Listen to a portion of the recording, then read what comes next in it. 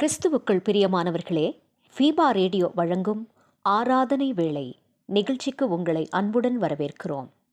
ஆராதனை வேளை நிகழ்ச்சியை நீங்கள் வாரந்தோறும் கேட்டு ஆசிர்வதிக்கப்பட்டு வருகிறீர்கள். இவ்வாரமும் இந்நிகழ்ச்சியை கேட்டு ஆசிர்வதிக்கப்படுங்கள். தேவன் ஆவியாய் இருக்கிறார். அவரை தொழுது கொள்ளுகிறவர்கள் ஆவியோடும் உண்மையோடும் அவரை தொழுது கொள்ள வேண்டும் என்றார்.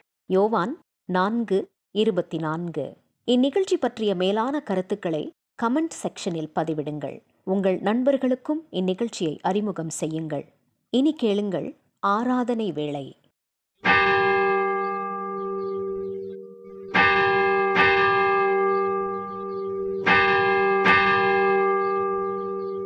ஆராதனை வேளை. நம்முடைய துவக்கம் பிதாகுமாரின் பரிசுத்த ஆவியின் திருப்பெயரிலே ஆமென்.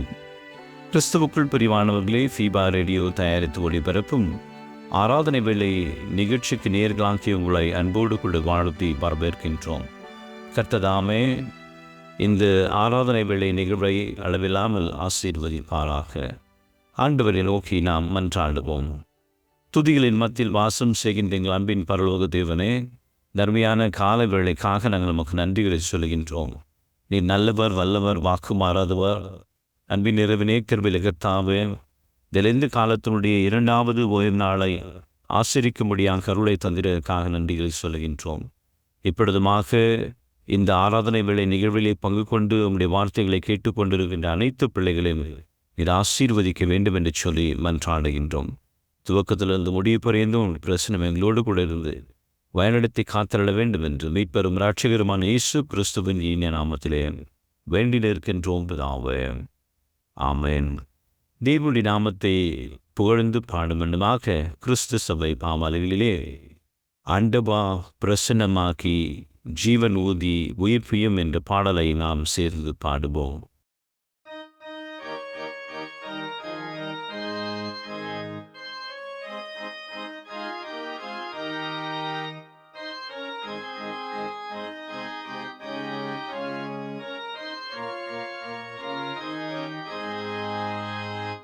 ஆண்டவா பிரசன்னமாகி ஜீவனூதி வைப்பியும் ஆசை காட்டும் தாசன் மீது ஆசீர்வாதம் ஊற்றிடும். அருள்மாறி எங்கள் பேரில் வருஷிக்க பண்ணுவே. ஆசையோடு நிற்கிறோமே, ஆசீர்வாதம் ஊற்றுவே. தேவரீரின் பாதத்தாண்டே அவனோடு கூடினோம். உந்தன் திவ்ய அபிஷேகம் நம்மை நாடி அண்டினோம். அருள்மாறி எங்கள் பேரில் வருஷிக்க பண்ணுவே. ஆசையோடு நிற்கிறோமே, ஆசீர்வாதம் ஊற்றுவே. ஆண்டவா உம்மை பக்தர் செய்யும் வேண்டுகோளை கேட்கிறேன். அன்பின் ஜுவாலை எங்கள் நெஞ்சில் என்று மூட்டி நிற்கிறேன். அருள்மாறி எங்கள் பேரில் வருஷிக்க பண்ணுவே. ஆசையோடு நிற்கிறோமே, ஆசீர்வாதம் ஊற்றுவே. தாசத்தேனும் அபிஷேகம் இயேசுவே கடாட்சியம். பெந்தெகோஸ்தின் திவ்ய ஈவை தந்து ஆசீர்வதியும். அருள்மாறி எங்கள் பேரில் வருஷிக்க பண்ணுவே. ஆசையோடு நிற்கிறோமே, ஆசீர்வாதம் ஊற்றுவே. நாம் கடவுளை தொழுவோம். கடவுள் ஆவியாக இருக்கிறார். அவரை தொழுது கொள்ளுகிறவர்கள் ஆவியோடும் உண்மையோடும் அவரை தொழுது கொள்ள வேண்டும். நம்முடைய பிதாவாகிய கடவுளாலும் கர்த்தராகிய இயேசு கிறிஸ்துவினாலும் உங்களுக்கு கிருபையும் சமாதானமும் உண்டாவதாக. இது கர்த்தர் உண்டு பண்ணின நாள், இதிலே களி கூர்ந்து மகிழ கிடவோம். சற்று நேரம் அமைதியாக இருந்து நம்மை நாமே ஆராய்ந்து பார்ப்போம். நாம் செய்த பாவங்கள், குற்றங்கள், தப்பிதங்களை தேவனுடைய சமூகத்திலே நாம் அறிக்கை செய்வோம். நீங்கள் உங்கள் வஸ்திரங்களை அல்ல, உங்கள் இருதயங்களை கிழித்து தேவனிடத்தில் திரும்புங்கள். அவர் இரக்கமும் மன உருக்கமும் நீடிய சாந்தம் உள்ளவராய் இருக்கின்றார். அவர் தீங்கிற்காக மனஸ்தாபப்படுகிறவருமாயிருக்கின்றார். மனம் திரும்புங்கள், பரலோக ராஜ்யம் சமீபமாக இருக்கின்றது. பாவத்தை அறிக்கை செய்த நாம் பாவ மன்னிப்பின் நிச்சயத்தையும் விசுவாசத்தோடு கூட பெற்றுக்கொள்வோம். சர்வ வல்லமை மிகுந்த இரக்கமுள்ள ஆண்டவர் மன்னிப்பையும் பாவ நிவர்த்தியும் நமக்கு கட்டளையிட்டள்ளி வாழ்க்கை சீர்படுத்துவதற்கான காலத்தையும் தமது பரிசுத்தாவின் கிருபையும் தேற்றுதலையும் தந்தருவாராக. ஆமேன். ஆண்டவரை துதியுங்கள், ஆண்டவர் நாமம் துதிக்கப்படுவதாக.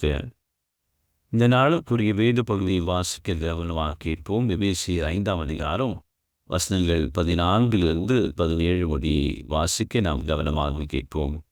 ஆதலால் தூங்குகிற நீ விழித்து மரித்தோரை விட்டு எழுந்திரு, அப்பொழுது கிறிஸ்து உன்னை பிரகாசிப்பார் என்று சொல்லியிருக்கிறார்கள். ஆனபடியினால் நீங்கள் ஞானம் மற்றவர்களைப் போல நடவாமல் ஞானம் உள்ளவர்களைப் போல கவனமாய் நடந்து கொள்ள பார்த்து, நாட்கள் பொல்லாதவைகள் ஆனதனால் காலத்தை பிரயோஜனப்படுத்திக் கொள்ளுங்கள்.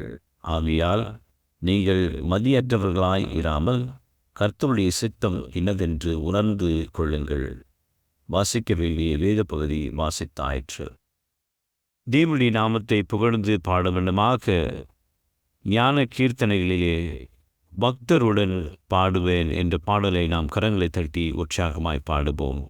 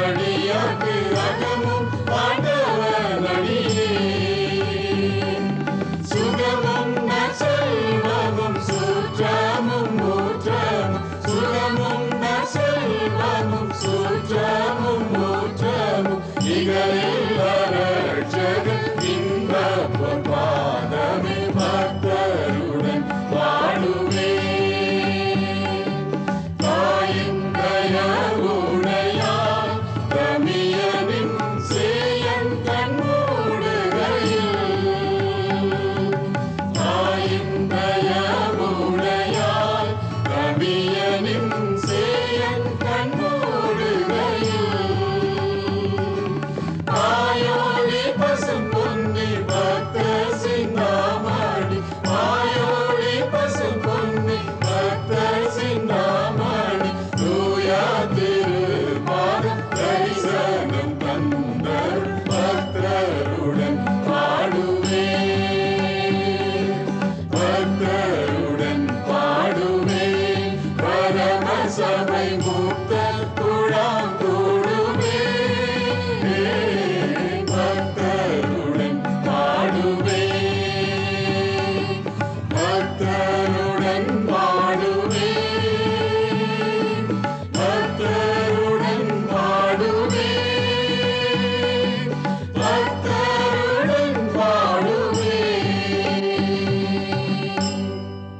எனக்கு அருமையான தேவனுடைய ஜனமே, இந்த நாளிலுமாக ஆண்டவருடைய இறை செய்தியை நம்மோடு கூட பகிர்ந்து கொள்ளும்படியாக வந்திருப்பவர் பெங்களூர் பகுதியிலே திருச்சபையினுடைய ஊழியத்தை செய்து வருகின்ற போதகர் செல்வகுமார் ஐயா அவர்கள்.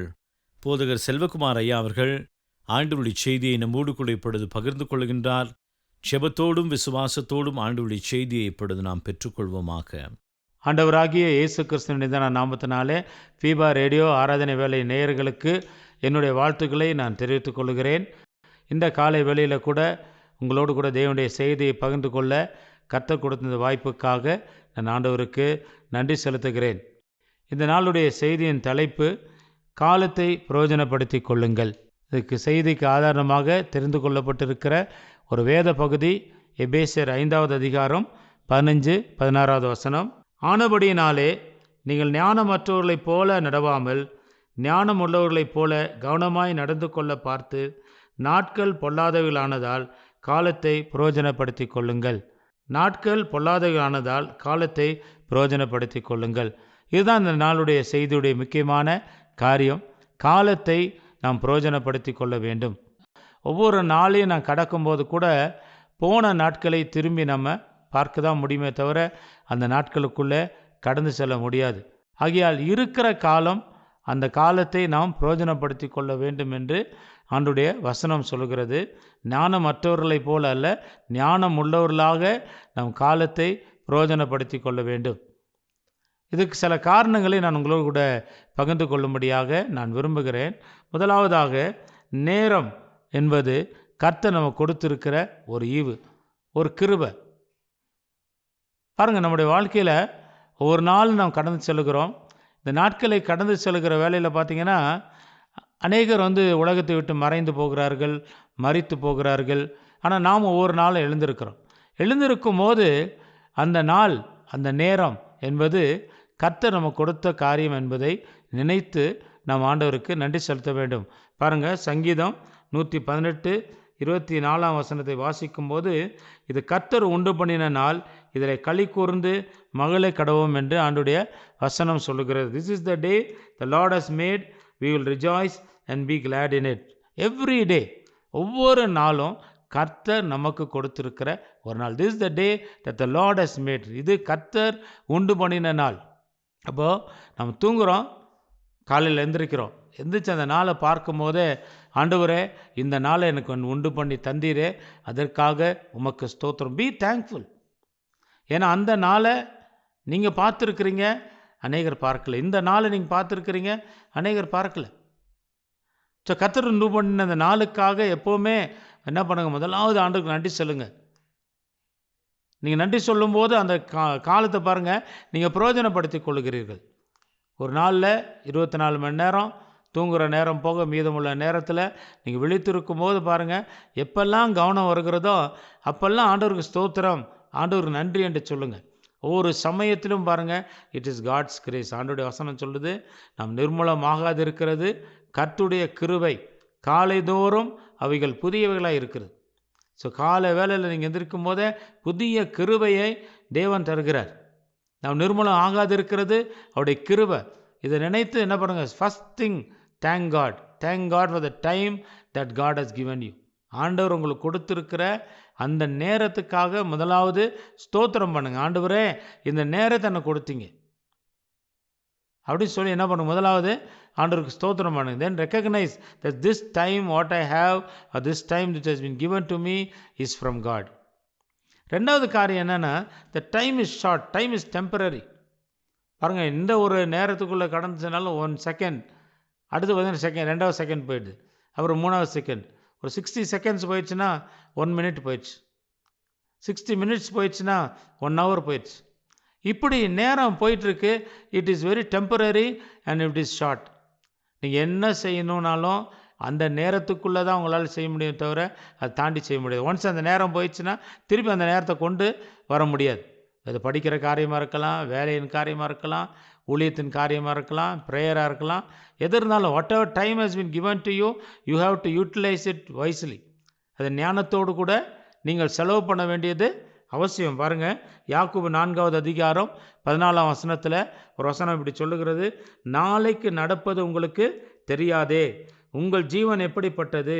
கொஞ்சம் காலம் தோன்றி பின்பு தோன்றாமல் போகிற புகையை போல் இருக்கிறது. Talks about life.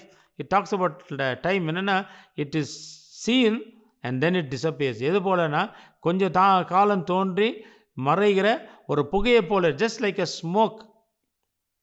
It appears, it is gone. You see 1 second, next second it is not there. அப்படி தான் வாழ்க்கை போய் கொண்டு இருக்கிறது.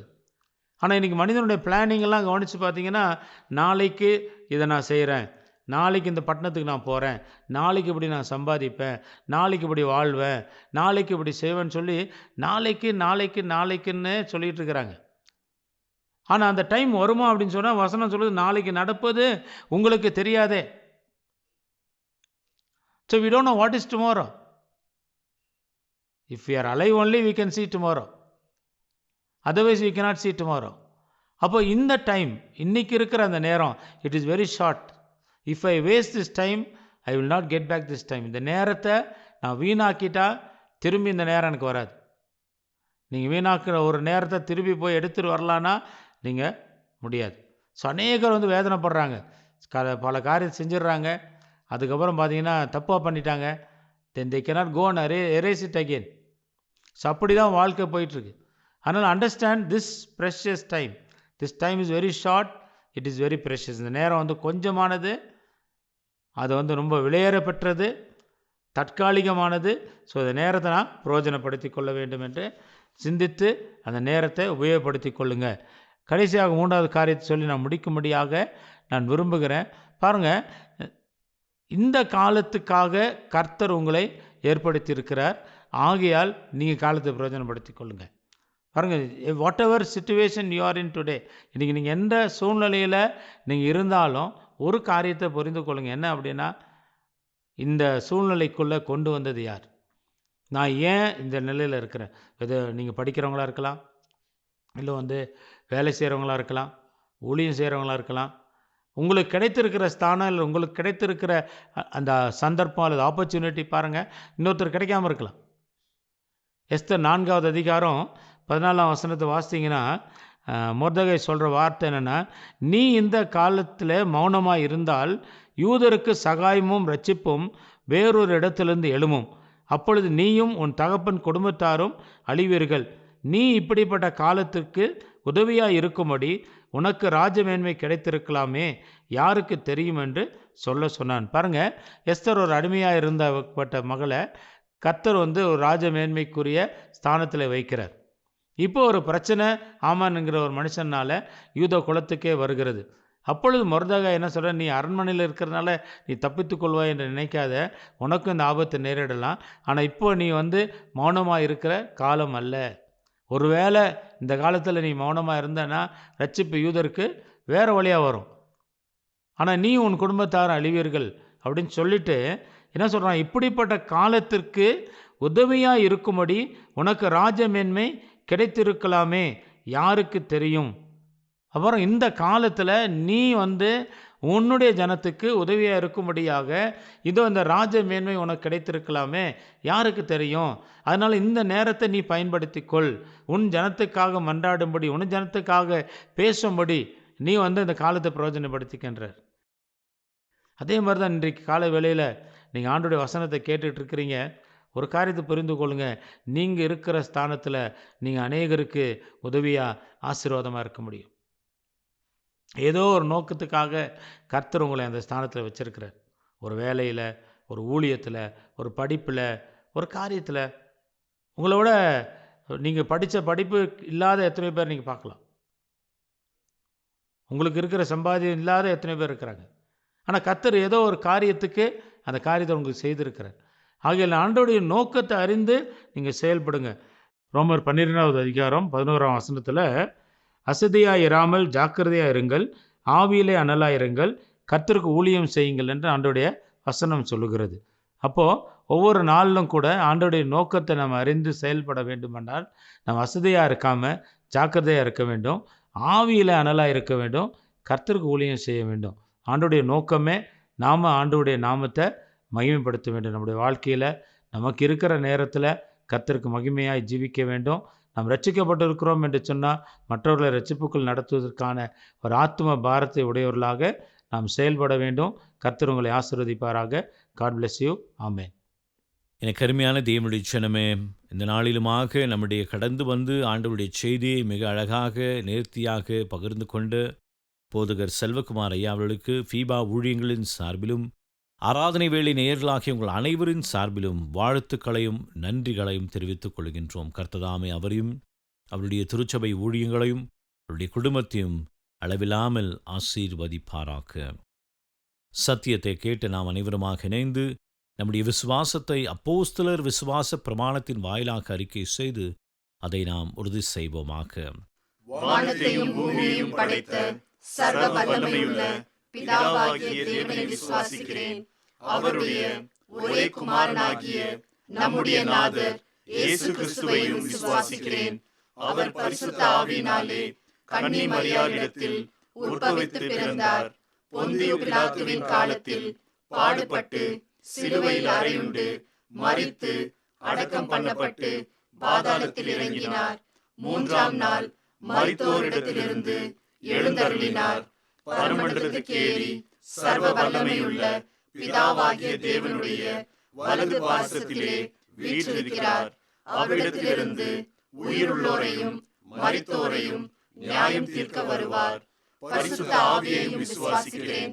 பொதுவாயிருக்கிற பரிசுத்த சபையும் பரிசுத்தவான்களுடைய ஐக்கியமும் பாவ மன்னிப்பும் சரீர உயிர்த்தெழுதலும் நித்திய ஜீவனும் உண்டென்று விசுவாசிக்கிறேன்.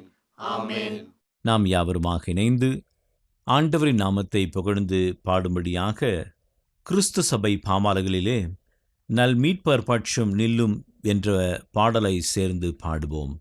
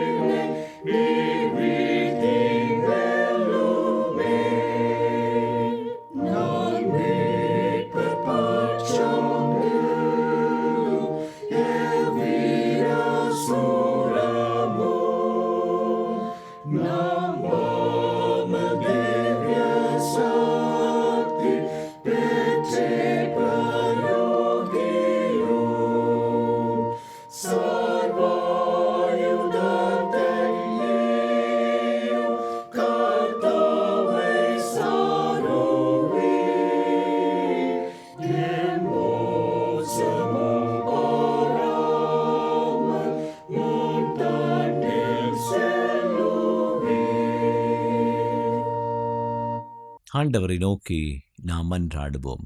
நேசிக்கின்ற எங்கள் அன்பின் ஆண்டவரே, தர்மியான காலை வேளைக்காக நாங்கள் உமக்கு நன்றிகளை சொல்கின்றோம். தேவரீர் 2026 ஆண்டினுடைய லெந்து நாளை நாங்கள் ஆசரிக்க முடியாத அருளை தந்திரதற்காக நன்றிகளை சொல்கின்றோம். லெந்து காலத்தினுடைய 2வது ஓய்வு நாளை நாங்கள் ஆசரிக்க முடியாத அருள் தந்திரதற்காக நன்றிகளை சொல்கின்றோம். லெந்து காலத்திலே எங்களை ஒடுக்கி ஆவிக்குரிய காரியங்களிலே நாங்கள் அதிகமாக ஈடுபட்டு ஜெபத்திலும் வேத வாசிப்பதிலும் உபவாசத்திலும் உதவி செய்வதிலும் அதிகமான கவனத்தை செலுத்தி இயேசு கிறிஸ்துவனுடைய ஊழியத்தையும் இயேசு கிறிஸ்துவனுடைய போதனையும் இயேசு கிறிஸ்துவனுடைய பாடுகள், மரணம், உயிர்த்தெழுதல் இவை எல்லாவற்றையும் குறித்து நாங்கள் ஆழமாய் சிந்திக்க எங்களுக்கு நீர் வாய்ப்பினை தந்திருக்கிறீர். அதுக்காக நன்றிகளை சொல்கின்றோம். இந்த காலங்கள் எல்லாம் எங்கள் ஆவிக்குரிய வாழ்விற்கு ஆசீர்வாதமாக இருக்க அருள் தர வேண்டும் என்று ஆடுகின்றோம். இந்த வார்த்தைகளை கொண்டிருக்கின்ற பிள்ளைகள் அனைவரும் நீர் ஆசீர்வதிக்க வேண்டும் என்று சொல்லி மன்றாடுகின்றோம். எந்த இடத்திலெல்லாம் இந்த வார்த்தைகள் இப்பொழுது ஒழித்து கொண்டிருக்கின்றதோ அந்த இடத்திலெல்லாம் நம்பிக்கை, விசுவாசம், சந்தோஷம், சமாதானம் நிலவ அருள் கூற வேண்டும் என்று சொல்லி மன்றாடுகின்றோம். ஒவ்வொரு நாளும் நாங்கள் எடுத்து வைக்கின்ற ஒவ்வொரு அடியும் விசுவாசத்தினாலே, நம்பிக்கையினாலே, ஜெபத்தினாலே நாங்கள் முன்னேறி செல்ல அருள் தர வேண்டும் என்று சொல்லி மன்றாடுகின்றோம். கேளுங்கள், உங்கள் சந்தோஷம் நிறைவாயிருக்கும்படி பெற்றுக்கொள்வீர்கள் என்று வேத வாக்கின்படியே கேட்கின்ற அனைத்து நன்மைகளையும் கர்த்தர் தந்து வழிநடத்தி காத்தள்ள வேண்டும் என்று மீட்பெரும் இரட்சகருமான இயேசு கிறிஸ்துவின் இனி நாமத்திலே வேண்டி நிற்கின்றோம் பிதாவே, ஆமென். ஆண்டவர் நமக்கு கற்பித்த கர்த்தருடைய ஜெபத்தை ஒன்றாக ஏறெடுப்போம். பரமண்டலங்களில் இருக்கிற எங்கள் பிதாவே, உம்முடைய நாமம் பரிசுத்தப்படுவதாக, உம்முடைய ராஜ்யம் வருவதாக, உம்முடைய சித்தம் பரமண்டலங்களில் செய்யப்படுகிறது போல பூமியிலேயும் செய்யப்படுவதாக. அன்றன்றுள்ள அப்பத்தை இன்று தாரும். எங்களுக்கு விரோதமாய் குற்றம் செய்கிறவர்களுக்கு நாங்கள் மன்னிக்கிறது போல எங்கள் குற்றங்களை எங்களுக்கு மன்னியும். எங்களை சோதனைக்குள் பிரவேசிக்க பண்ணாமல் தீமையிலிருந்து எங்களை ரட்சித்துக் கொள்ளும். ராஜ்யமும் வல்லமையும் மகிமையும் என்றென்றைக்கும் உடையவைகளே. ஆமென். ஆண்டவரின் ஆசீர்வாதத்தை விசுவாசத்தோடு கூட பெற்றுக்கொள்வோம். நம்முடைய ஆண்டவராக இயேசு கிறிஸ்துவுடைய கிருபை, பிதாவாகிய தேவனுடைய அன்பு, பரிசுத்த ஆவியினுடைய ஐக்கியம், வழிநடத்துதல், ஆசீர்வாதம் நம்முடனும் நாம் ஆசரித்து வருகின்ற லெந்து காலத்துடனும் கேட்டிருக்கின்ற சத்தியத்துடனும் பிற இருக்கின்ற நன்மைகளுடனும் இன்றும் என்றும் சதா காலங்களிலும் தங்கி நிலைத்திருப்பதாக. ஆமென்.